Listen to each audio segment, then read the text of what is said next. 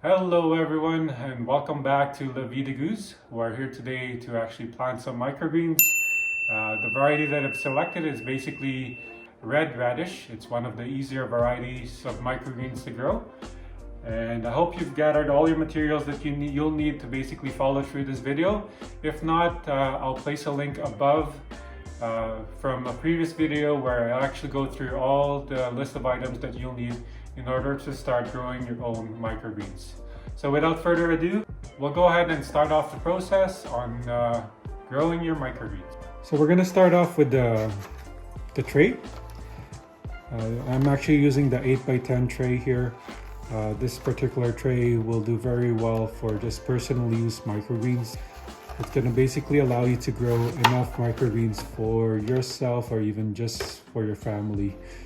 Just remember you're basically going to need two trays, one that's actually no holes and the other one which has actual holes for drainage. So you'll take one tray and then just put the other tray on top of it and then start filling this up with your medium.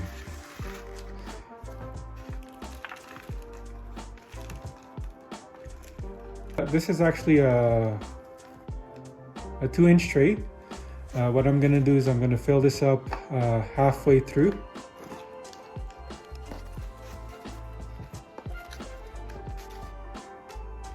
And then once that's done, you go ahead and grab your tamper.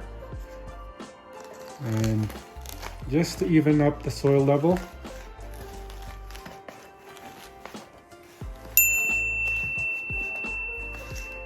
once you're comfortable enough and see that everything's more nicely leveled, you'll go ahead and start misting the soil.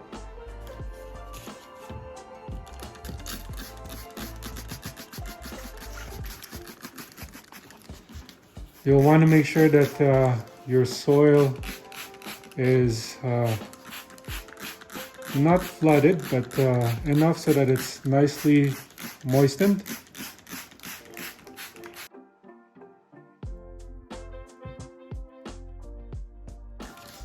Once the soil is fully moistened, you'll go ahead and grab your seeds. You don't want to put too much seed. You'll want enough spacing in between the seeds so that the roots of your microgreens don't overcompete too much. So you'll take your seeds and then you'll gently sprinkle them around like so. Try to evenly distribute them. I normally start off the edge first. And once the edge are done, we'll start sprinkling them all around. So if you notice the spacing between the seeds, they're not overly compact. And then once your seed is all laid down, you're gonna mist them one more time.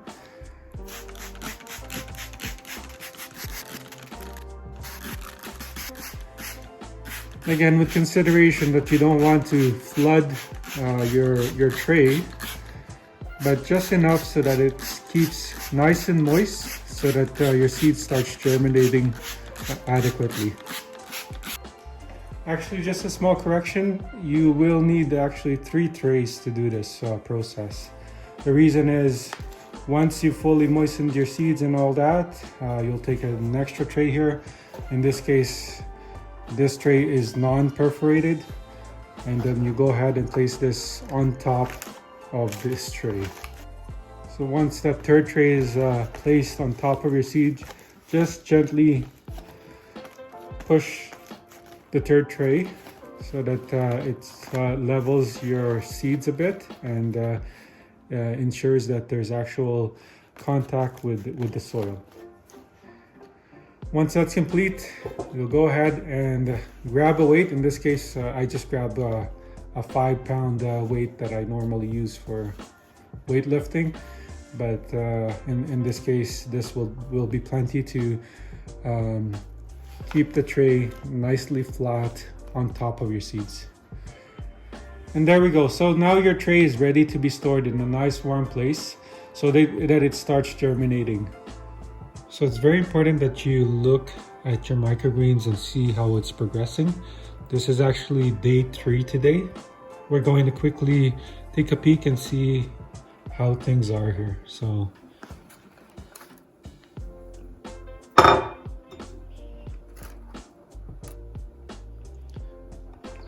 it's a bit dry. So what we're going to do is basically mist it.